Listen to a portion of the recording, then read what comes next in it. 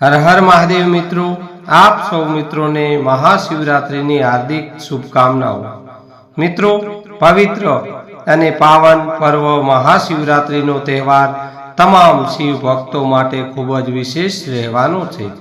મિત્રો, આ મહાશિવરાત્રિના પાવન પર્વ પર સાચી શ્રદ્ધાથી અને સાચા હૃદયના ભાવથી ભગવાન ભોળિયાનાથની પૂજા કરવાથી વ્યક્તિની તમામ મનોકામનાઓ પરિપૂર્ણ થાય છે અને પરિણીત મહિલાઓને સૌભાગ્યની પ્રાપ્તિ થાય છે અને સદા માટે દેવોના દેવ મહાદેવની કૃપા દ્રષ્ટિ પ્રાપ્ત થાય છે। મિત્રો, આ વર્ષ હિન્દુ કેલેન્ડર મુજબ મહાવદ તેરસ અને 15 તારીખ ફેબ્રુઆરી 2026 ને રવિવારના દિવસે મહાશિવરાત્રિ ઉજવવામાં આવશે। મિત્રો, મહાશિવરાત્રિના દિવસે ભગવાન શિવ અને માતા પાર્વતીજીની વિશેષ પૂજા કરવામાં આવે છે। આ દિવસે માતા પાર્વતીજી અને ભગવાન ભોળાનાથના લગ્ન થયા હતા એવું માનવામાં આવે છે અને આ દિવસે શિવ ભક્તો ઉપવાસ કરે છે, રાત્રે ભજન કીર્તન કરે છે અને નિયમો અનુસાર પૂજા કરે છે। તેની બધી મનોકામનાઓ પરિપૂર્ણ થાય છે અને તેને સુખ અને સૌભાગ્યની પ્રાપ્તિ થાય છે। અને મિત્રો, મહાશિવરાત્રિના દિવસે શિવ ભક્તો પૂર્ણ શ્રદ્ધા સાથે ભગવાન ભોળાનાથને પ્રસન્ન કરવાનો પ્રયાસ કરે છે। ભગવાન શિવને ગમતી વસ્તુઓ ચડાવે છે, જેમ કે ભાંગ, ધતુરા, બીલીપત્ર, દૂધ અને આકડાના ફૂલ વગેરે ચડાવવામાં આવે છે। મિત્રો, મહાશિવરાત્રિનું વ્રત કરનારાઓએ જરૂરી કાયદા અને નિયમોનું પાલન કરવું જોઈએ। આ સિવાય કેટલીક એવી વસ્તુઓ છે જે તમારે તે દિવસે એટલે કે મહાશિવરાત્રિના દિવસે ન કરવી જોઈએ અને મિત્રો, ભૂલથી પણ મહાશિવરાત્રિના દિવસે ના કરશો આ કામ, નહીં તો મિત્રો ભોગવવું પડશે નુકસાન। તો મિત્રો, એવી કઈ વસ્તુઓ છે જે મહાશિવરાત્રિના દિવસે ન કરવી જોઈએ અને ખાસ કઈ કઈ બાબતોનું ધ્યાન રાખવું જોઈએ તો દેવોના દેવ મહાદેવની કૃપા પ્રાપ્ત થાય છે અને કેવા વસ્ત્રો પહેરવા જોઈએ તો મિત્રો આ બધી બાબતો આજના વિડીયોના માધ્યમથી જણાવશો। તો મિત્રો, આજનો વિડીયો ખૂબ જ જ્ઞાનવર્ધક થવાનો છે, તો વિડીયોને અંત સુધી નિહાળજો। અને મિત્રો, વિડીયોને આગળ સાંભળતા પહેલા વિડીયોને હજી સુધી જો લાઈક ન કર્યો હોય વિડીયોને લાઈક કરી દેજો અને ભગવાન ભોળિયાનાથમાં વિશ્વાસ હોય તો આ વિડીયોને તમારા સગા સંબંધીઓને જરૂરથી આગળ શેર કરજો અને સાચી શ્રદ્ધાથી કોમેન્ટ બોક્સમાં હર હર મહાદેવ જય શ્રી મહાકાલ લખવાનું ભૂલતા નહીં, જેથી કરીને આપ અને આપના પરિવાર પર સદાય માટે દેવોના દેવ મહાદેવની કૃપા દ્રષ્ટિ બની રહે। તો મિત્રો, હવે જાણીએ કે મહાશિવરાત્રિના દિવસે કઈ કઈ ભૂલો કરવી જોઈએ નહીં અને કેવી રીતે પૂજા કરવી, કયા ફૂલ શિવજીને અર્પણ કરવા। તો મિત્રો, ઘણા લોકો શિવલિંગ ઉપર ચડાવવામાં આવેલ પ્રસાદ સ્વીકારે છે, પરંતુ તમારે આવું ન કરવું જોઈએ। મિત્રો, શાસ્ત્રો મુજબ એવું માનવામાં આવે છે કે આવું કરવાથી તમે દુર્ભાગ્યના મુખમાં પ્રવેશ કરો છો અને મિત્રો, શાસ્ત્રોમાં કહેવામાં આવ્યું છે કે શિવલિંગ પર ક્યારેય પણ તુલસીના પાન ન ચડાવવા જોઈએ।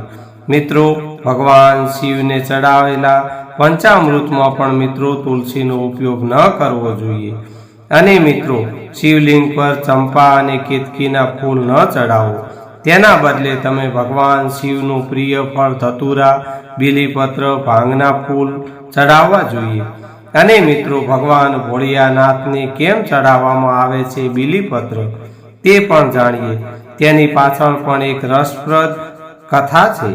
મિત્રો, ભગવાન શિવને બીલીપત્ર ચડાવવાની કથા માતા પાર્વતીજી સાથે જોડાયેલ છે। એવું કહેવાય છે કે ભગવાન શિવને પતિના રૂપમાં મેળવવા માટે માતા પાર્વતીજીએ કઠોર તપસ્યા કરી હતી, સાથે જ તેમણે ઘણા વ્રતો પણ કર્યા હતા।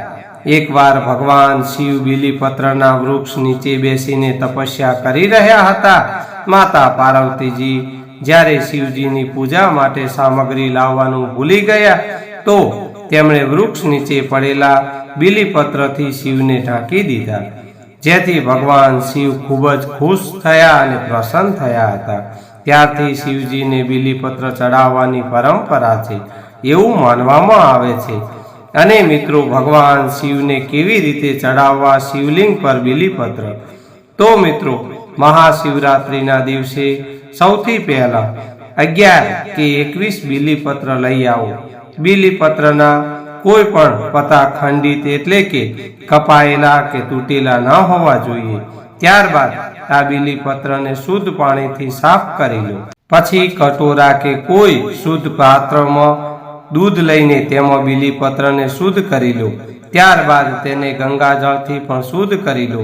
હવે બધા બીલીપત્ર પર ચંદનથી ઓમ લખો. પછી તેના પર સુગંધિત અત્તર છાંટીને ઓમ નમઃ શિવાય બોલતા બોલતા બધા જ બીલીપત્રો શિવલિંગ પર અર્પણ કરો. આમ કરવાથી ભગવાન શિવ અતિ પ્રસન્ન થાય છે એવું માનવામાં આવે છે. અને મિત્રો, શિવલિંગ પર હળદરથી અભિષેક કરવો પણ વર્જિત માનવામાં આવે છે. તેના બદલે ભગવાન શિવને ચંદનનું તિલક લગાવો, ચંદનનો લેપ લગાવો. અને મિત્રો, શિવરાત્રિનો ઉપવાસ કરતા ભક્તો માટે ખાસ વાત કે મહાશિવરાત્રિના ઉપવાસ દરમિયાન ઉપવાસીઓએ ચોખા, કઠોળ અને ઘઉંનું સેવન ન કરવું જોઈએ. પણ જો મિત્રો તમારે ફરાળ કરવો જ હોય તો તમે ફળ, દૂધ અને ચા પી શકો છો. અને મિત્રો, મહાશિવરાત્રિનું વ્રત રાખનારાઓએ આ દિવસે તેલને બદલે દેશી ઘીનો ઉપયોગ કરવો જોઈએ. અને મિત્રો, મહાશિવરાત્રિના દિવસે ભગવાન ભોળિયાનાથને કયા ફૂલ ચડાવવા શુભ માનવામાં આવે છે? તો મિત્રો, આ વિશે જાણીએ તો મિત્રો, શાસ્ત્રો અનુસાર મિત્રો ભગવાન શિવને ધતુરાનું ફૂલ ચડાવો. મિત્રો, ધતુરાનું ફૂલ ભગવાન શિવને ખૂબ જ પ્રિય છે. એવું માનવામાં આવે છે કે ભગવાન શિવની પૂજામાં ધતુરાના ફૂલ અને ફળનું ખૂબ જ મહત્વ છે. તેના વિના ભગવાન શિવજીની પૂજા અધૂરી માનવામાં આવે છે. શિવલિંગ ઉપર ધતુરાના ફળ અને ફૂલ ચડાવવાથી વ્યક્તિ દરેક દુઃખમાંથી મુક્તિ મેળવી શકે છે. આ ઉપરાંત વિવાહિત જીવનમાં ચાલી રહેલી તમામ સમસ્યાઓ પણ દૂર થઈ શકે છે.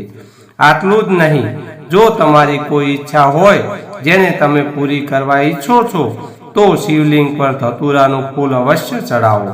તમારી મનોકામનાઓ ભગવાન શિવ પૂર્ણ કરશે. અને મિત્રો, ભગવાન શિવને લાલ અને સફેદ ફૂલ ચડાવો.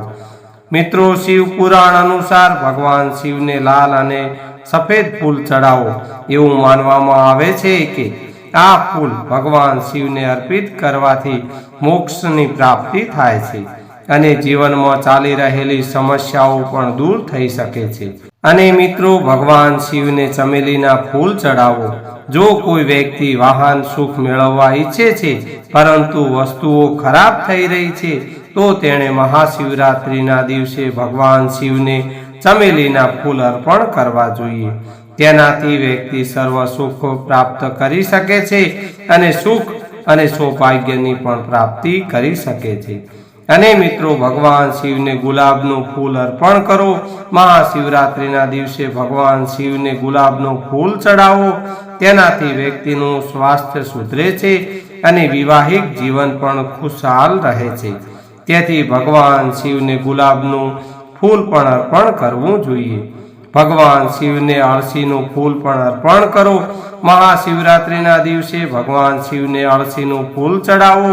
આનાથી વ્યક્તિ તમામ પાપોમાંથી મુક્તિ મેળવી શકે છે.